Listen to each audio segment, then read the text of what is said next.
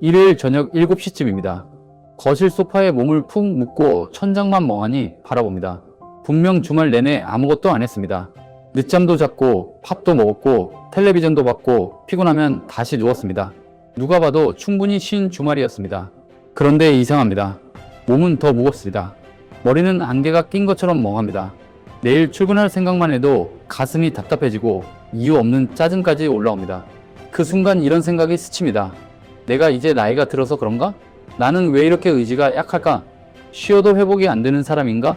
하지만 여러분, 여기서 꼭 알아야 할 사실이 있습니다. 당신이 지친 이유는 게을러서가 아닙니다. 체력이 약해서도 아닙니다. 주말을 잘못 보내서도 아닙니다. 진짜 문제는 몸이 쉬는 동안에도 머릿속은 단 한 번도 쉬지 못했다는 데 있습니다. 누워있어도 생각은 계속 돌아갑니다. 내일 해야 할 일, 밀린 걱정, 사람들과의 관계, 돈 문제, 후회되는 말, 앞으로 어떻게 살아야 할지에 대한 불안까지. 몸은 소파에 있었지만 뇌는 이틀 내내 출근해 있었던 것입니다. 그래서 아무리 누워있어도 피곤한 겁니다. 쉰 것 같은데 쉬지 못한 겁니다. 오늘은 아무리 쉬어도 피곤한 진짜 이유, 그리고 몸이 아니라 뇌까지 회복시키는 진짜 휴식법에 대해 천천히 말씀드리겠습니다. 이 이야기는 미국에서 시작됩니다. 미주리주 세인트루이스에 있는 워싱턴 대학교 의과대학의 마커스 라이클이라는 신경과학자가 있었습니다. 1990년대 그는 사람들이 어떤 일에 집중할 때 뇌가 어떻게 움직이는지 연구하고 있었습니다. 그런데 실험 도중 이상한 장면을 발견합니다. 분명 아무 일도 시키지 않았습니다. 그저 가만히 누워 쉬게 했을 뿐입니다. 그런데 놀랍게도 사람들의 뇌는 일을 할 때만큼, 아니 어떤 순간에는 그보다 더 활발하게 움직이고 있었습니다. 처음에는 연구자들도 쉽게 믿지 못했습니다. 쉬고 있는데 뇌가 더 바쁘다고? 상식적으로는 말이 되지 않는 결과처럼 보였습니다. 하지만 실험을 반복해도 결과는 비슷했습니다. 사람이 눈을 감고 가만히 있을 때 뇌의 특정 부위들이 마치 서로 신호를 주고받듯 동시에 켜지고 있었습니다. 몸은 쉬고 있는데 머릿속에서는 보이지 않는 회의가 계속 열리고 있었던 겁니다. 라이클 박사는 이 신비로운 뇌의 회로에 이름을 붙였습니다. 바로 디폴트 모드 네트워크입니다. 말이 조금 어렵게 들리지만 쉽게 말하면 뇌의 기본 작동 회로입니다. 우리가 뭔가에 집중하지 않을 때 오히려 자동으로 켜지는 머릿속 배경 프로그램 같은 것입니다. 컴퓨터를 켜놓고 아무 작업도 하지 않아도 뒤에서는 계속 프로그램이 돌아가고 있지요. 업데이트를 확인하고 파일을 정리하고 알림을 준비합니다. 우리 뇌도 비슷합니다. 멍하니 창밖을 볼 때, 잠들기 전 천장을 바라볼 때, 지하철에 가만히 앉아 있을 때 우리는 쉬고 있다고 생각합니다. 하지만 그 순간 뇌는 조용히 과거를 꺼내보고 내일을 걱정하고 사람들의 표정을 다시 떠올리고 아직 끝나지 않은 문제들을 정리하고 있습니다. 바로 이 회로가 우리가 쉬는 동안에도 머릿속을 계속 바쁘게 만드는 핵심입니다. 문제는 바로 여기서 시작됩니다. 마음이 편안한 사람에게 이 회로는 잔잔한 강물처럼 흘러갑니다. 좋았던 기억을 떠올리기도 하고 내일 해야 할 일을 차분히 정리하기도 합니다. 잠깐의 상상, 가벼운 계획, 지나간 하루의 정리 정도로 끝납니다. 그런데 이미 지칠 대로 지친 사람의 머릿속에서는 상황이 완전히 달라집니다. 가만히 누워만 있어도 이 회로가 조용히 쉬는 것이 아니라 무서운 속도로 달리기 시작합니다. 어제 회사에서 동료가 무심코 던진 한마디가 떠오릅니다. 그 말 혹시 나 들으라고 한 건가? 10년 전 실수한 장면도 갑자기 되살아납니다. 그때 내가 왜 그렇게 말했을까? 아직 처리하지 못한 일, 자식 걱정, 노후 걱정, 부모님 건강, 통장 잔고, 인간관계, 앞으로 어떻게 살아야 하나 하는 막막함까지 한꺼번에 밀려옵니다. 몸은 분명 침대에 누워 있습니다. 하지만 머릿속은 이미 회의실이고 법정이고 전쟁터입니다. 내가 나를 신문하고 내가 나를 걱정시키고 내가 나를 몰아붙입니다. 그러다 보면 시간은 이상하게 사라집니다. 분명 잠깐 누웠을 뿐인데 시계를 보면 1시간, 2시간이 훌쩍 지나 있습니다. 텔레비전을 본 것도 아니고 책을 읽은 것도 아니고 일을 한 것도 아닙니다. 그냥 누워 있었을 뿐인데 이상하게 더 피곤합니다. 몸은 더 무겁고 머리는 더 멍하고 마음은 더 답답합니다. 왜 그럴까요? 바로 그 시간 동안 뇌가 쉬지 않고 에너지를 태우고 있었기 때문입니다. 겉으로 보기에는 아무것도 안 하는 사람처럼 보이지만 머릿속에서는 엄청난 일이 벌어지고 있었던 겁니다. 마치 자동차를 주차장에 세워둔 줄 알았는데 알고 보니 시동을 켠 채 밤새 공회전을 하고 있었던 것과 같습니다. 차는 한 발짝도 움직이지 않았습니다. 그런데 아침이 되면 기름은 줄어 있고 엔진은 뜨겁고 배터리는 지쳐 있습니다. 우리 뇌도 똑같습니다. 몸은 소파에 있었습니다.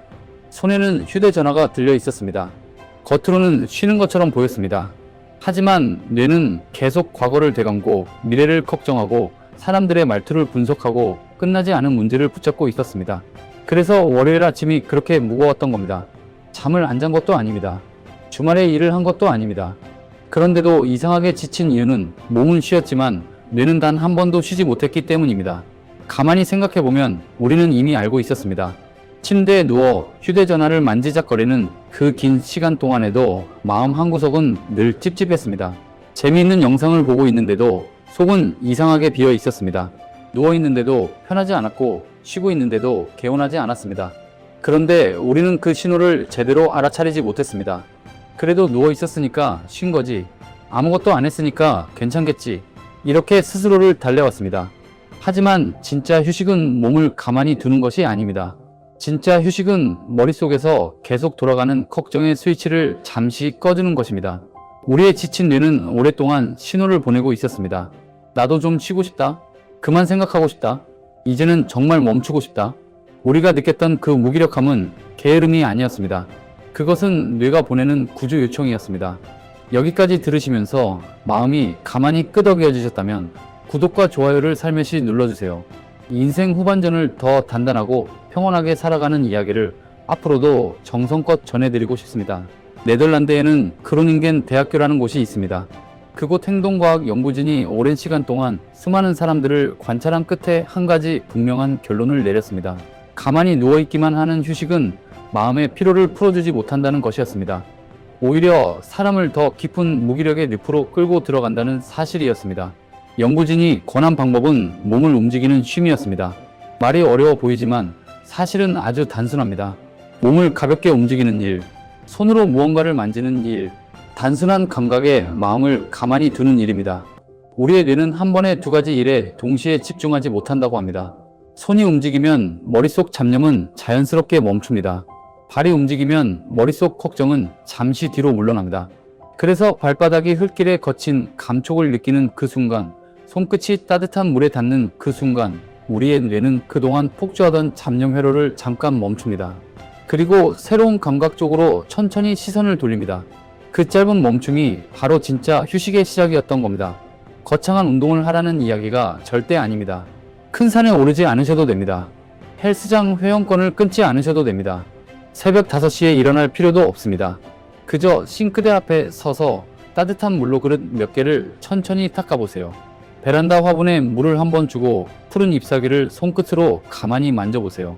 운동화를 신고 동네 한 바퀴를 천천히 걸어보세요. 좋아하는 음악을 틀어놓고 콩나물 한 봉지를 차근차근 다듬어 보세요. 빨아놓은 수건을 한 장씩 정성껏 개어보세요. 묵은 서랍 속을 천천히 정리해보세요.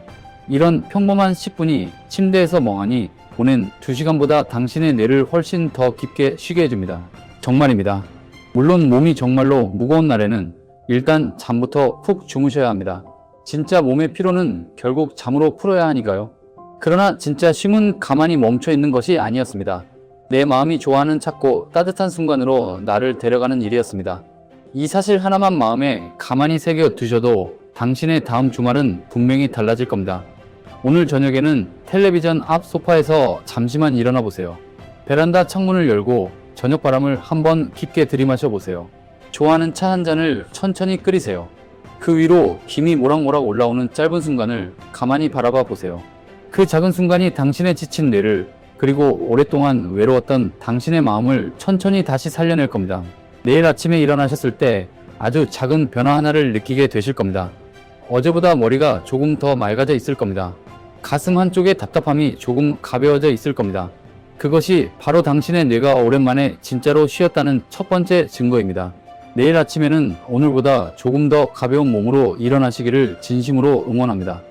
오늘도 끝까지 함께 해주셔서 진심으로 감사합니다.